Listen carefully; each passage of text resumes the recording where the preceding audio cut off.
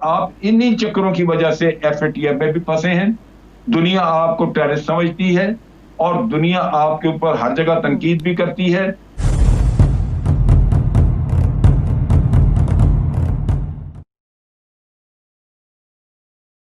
में आलम की तवज्जो हासिल करने की कोशिश की।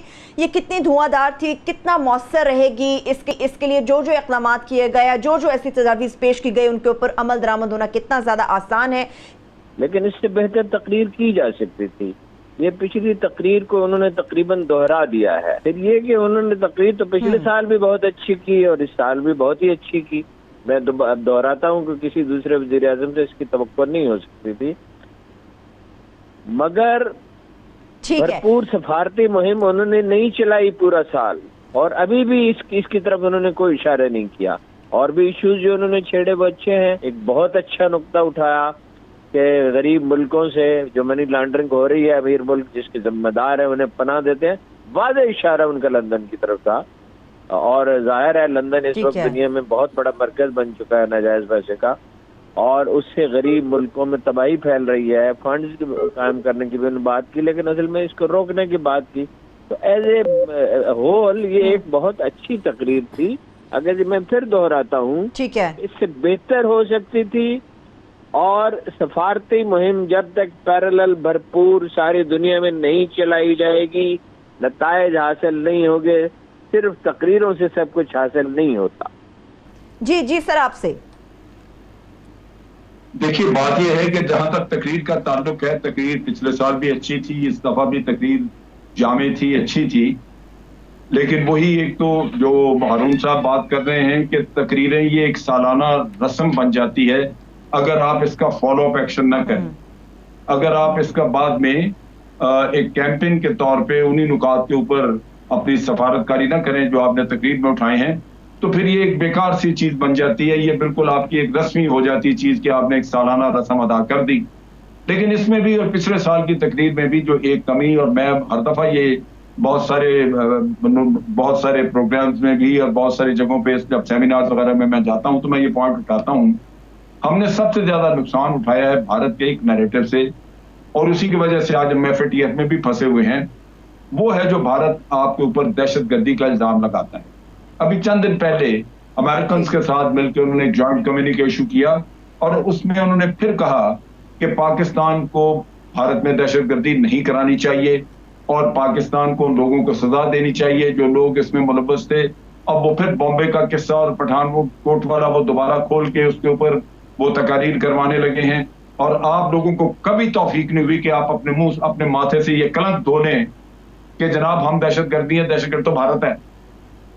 हमें यह भी नहीं तौफीक हुई कि हम उस मनी ट्रेल को लेके तो एफएटीएफ में चले जाते भारत के खिलाफ, और वहां कहते कि जनाब हमारे पास तो सबूत हैं स्टेट स्पॉन्सर्ड टेररिज्म के भी, और ये है मनी ट्रेल।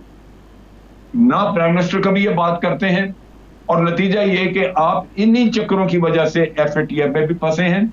दुनिया आपको टेररिस्ट समझती है और दुनिया आपके ऊपर हर जगह तनकीद भी करती है, और जब भारत कोई विजिटर आता है बाहर से, उससे जो जॉइंट कम्युनिके इशू करवाता है उसमें आपको वाज़ेह कहा जाता है कि आप टेररिस्ट हैं। दुनिया की तवज्जो अपनी तरफ हमने मबजूल करानी है, तो इस क्यों को तो निकालना होगा, मगर ये क्यों वहीं का वहीं खड़ा है। तो ऐसे में हम दुनिया के सामने अपने क्या मौक़िफ़ को लेकर जाएंगे। पार्लियामेंटेरियन कोई इंटेलेक्चुअल ऐसे हो जो अंग्रेजी में अपना माफ़ी ज़मीर ठीक तरह से अदा कर सकते हो, अरबी में कर सकते हो, जहाँ कहीं जाएं जो उन जबानों में बात कर सकते हो। कश्मीर पे उनको देखिए, अब तो साल गुजर गया, 3-3 महीने की ट्रेनिंग दी होती। दोनों दफा उन्होंने कहा, पहली दफा कहा मैं गौर करूंगा, दूसरी दफा उन्होंने कहा मैं खुद ही देख लूंगा। पहली दफा भी जनरली यही कहा, भाई खुद आप कैसे देख लेंगे। इंडिया भी सफारतकारी कर रहा है, आप भी करेंगे तो आपका एक मुकाबला है उनके साथ, आपने उनसे बेहतर करनी है सफारतकारी। अगर वो 24 घंटे काम करते हैं तो आपको 36 घंटे काम करना पड़ेगा, क्योंकि उसका एक क्लाउड है दुनिया में, उसका एक इम्पैक्ट है ऑलरेडी। तो आप जब करेंगे कुछ नहीं, तकरीर करके घर आके बैठ जाएंगे, तो फिर आपका कौन सुनेगा, आपके साथ कोई नहीं। मैं जो टेररिज्म की बात कर रहा था, ये मैं इतना मुझे दुख होता है कि ये किसी को इस चीज का एहसास नहीं है, इतना डैमेज कर रही है हमें चीज। आप देखिए कि जब हमारे स्टॉक एक्सचेंज कराची पे अटैक हुआ, प्राइम मिनिस्टर ने उस वक्त क्या दिया कि जनाब भारत ने किया है। इस किस्से को, इसका ढोल पीटते रहना चाहिए था ताकि अमेरिकन और सारे उनके कानों में ये चीज बचती। आर्मी पब्लिक स्कूल का किस्सा रोज उठाना चाहिए। आपने यूनाइटेड नेशन को 4 लोगों के नाम भेजे भारतीयों के कि जी इनको टेररिस्ट डिक्लेयर करें। वहां अमेरिका चूंकि उनकी मर्जी नहीं थी, वो टेररिस्ट डिक्लेयर नहीं हुए, लेकिन आपने उसकी तफसील दी हुई थी और तफसील ये थी कि जनाब ये लोग एपीएस के 2 में से एपीएस के उसमें वाकई में मुलव्वस थे। भारत को जैसे पता चला कि उनका कवर ब्रेक हो गया तो भारत ने उनको उठा के वापस अफगानिस्तान से उठा के उनको वापस ले गया इंडिया में। लेकिन अगर अक़वाम मुत्तहिदा ने नहीं माना तो आपको कौन रोकता कि आप दुनिया में जाके इसका ढोल ना पीटे, अमेरिका को भी शर्मिंदा करें कि ये देखें इस तरह का इनका डबल स्टैंडर्ड है। आप बोलते ही नहीं। इन चीजों को इतना पीछे फेंका हुआ है कि मतलब सबसे ज्यादा जो दुख की बात है कि अगर 70-80 हजार लोग हमारे मारे गए और मरवाए भी भारत ने वहां से अफगानिस्तान से टेररिज्म करवा के, बच्चे हमारे 150 मारे गए वहां पे, और फिर हमारे माथे पे ये कलम के जनाब हम टेररिस्ट हैं, इससे बड़ी और गाली क्या हो सकती है आपको? ठीक ठीक ठीक है। अच्छा भट्टी साहब जहां से आपसे हमारा ताल्लुक टूटा था वहीं से आगे बात को बढ़ाएंगे। देखिए, एक तो जो बात की मोहतरम हारून रशीद साहब ने, जनरल अमजद शोएब साहब ने, उनके साथ एग्री करते हुए आगे बढ़ते हुए अपनी औकात देखें, अपनी हैसियत देखें। आप हैं क्या? भूखे नंगे, कर्ज़ों में जकड़े हुए। आपके साथ कितने लोग हैं? 2 साल आप सकूते कश्मीर आपने लफ्ज़ एक इस्तेमाल कर लिया। इमरान खान उसके अपोजिशन कहती है जिम्मेदार है, इसका मतलब है सकूते ढाका का भी इमरान खान ही जिम्मेदार है। मैंने नहीं, वो ये जो बदहाली हुई है इसका भी इमरान खान ही जिम्मेदार है। अल्फाज है, मेरे जाती नहीं है। अपोजिशन की बात कर रहा हूँ, अपोजिशन की बात कर रहा हूँ, मैं अपोजिशन की बात कर रहा हूँ, आपकी नहीं कर रहा। तो ये सकूते ढाका का भी फिर इमरान खान ही जिम्मेदार है। ये जो आइन ना बना 8-9 साल, उसका भी इमरान खान ही जिम्मेदार है। इनके जो ये जो कलभूषण के केस में इंडियन वकील ने एक बयान हमारे नवाज शरीफ का दिया था, वो भी इमरान खान साहब ने लिख कर दिया था। ये जितनी दहशतगर्दी, ये भी इमरान खान। देखिए खुदा के लिए हकीकत क्या है। ये अक़वाम मुत्तहिदा यरगमाल है चंद बड़ी ताकतों के पास, इलीट क्लब है, कुछ नहीं करेगा। बदकिस्मती से मुस्लिम दुनिया में मुसलमानों का खून सबसे सस्ता है। बदकिस्मती से मुस्लिम उम्मा बेवा अम्मा है। मोदी को आपके सारे जो इस्लाम के ठेकेदार हैं वो आला सिविलियन अवार्ड दे चुके हैं। भारत के साथ सबसे बड़ी उनकी ताकत उनका है, वो मुआहदे हैं, एग्रीमेंट हैं। OIC मक्का डिक्लेरेशन से कश्मीर निकल जाता है। OIC दुबई UAE में आपको वो सुषमा स्वराज मरहुमा को बुला लिया जाता है।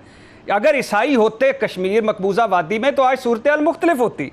ये मफादात की दुनिया है बदकिस्मती से। आज मुस्लिम दुनिया नो ट्रेड विद भारत कर दे, सारे भारतीयों को कह के हम निकाल रहे हैं, कश्मीर में जुल्म होना बंद हो जाएंगे। आज 5 बड़ी ताकतें बैठ जाएं फ़लस्तीन इसराइल पर तो सारा हो जाए।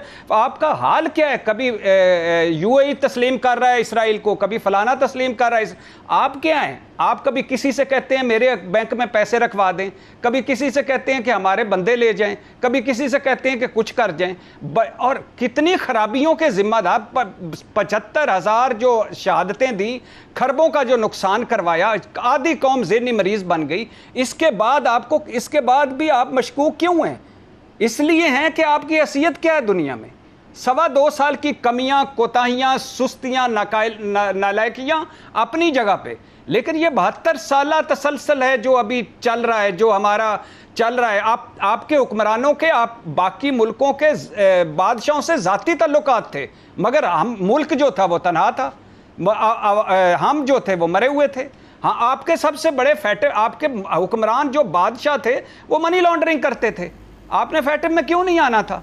आपके बादशाहों ने बाहर महल बना लिए, औलादें जदादें सेट कर ली। कश्मीर कैसे आप कैसे कर सकते हैं? कश्मीर का मुकदमा आपने, कश्मीर का मुकदमा आप कितने अरसे। इमरान खान आया था तो ट्रंप क्या कह रहा था? ताने दे रहा था, ट्वीट पे ट्वीट कर रहा था, $32 अरब खा गए हो मेरा, और कर किया क्या है, चीट किया है। और हमारी हैसियत इसमें कोई शक नहीं, जब आपका घर मजबूत हो, आप मोहल्ले में एक मोहल्ले की बात कर लें, आपके हर बंदे पे कर्जा हो, आपका किचन का खर्चा कोई नहीं उठाता हो, आपके बिजली के बिल कोई देता हो, आपके गैस के बिल कोई देता हो, आपका किराया, आपका वो सफेदी और डिस्टेंपर कोई करवाता हो, उसके बाद आप कहेंगे आपकी मोहल्ले में बड़ी इज्जत होगी। और ऊपर से आप मुसलमान हैं जिसका खून सबसे सस्ता है, और ऊपर से मुसलमान भी इकट्ठे नहीं है, और ऊपर से कश्मीर है 72 साल। सर हम तो वो लोग हैं जिन्होंने पठानकोट की FIR गुजरांवाला में करवाई, जो कलभूषण निकला तो भूल गए कि कलभूषण भी था कोई।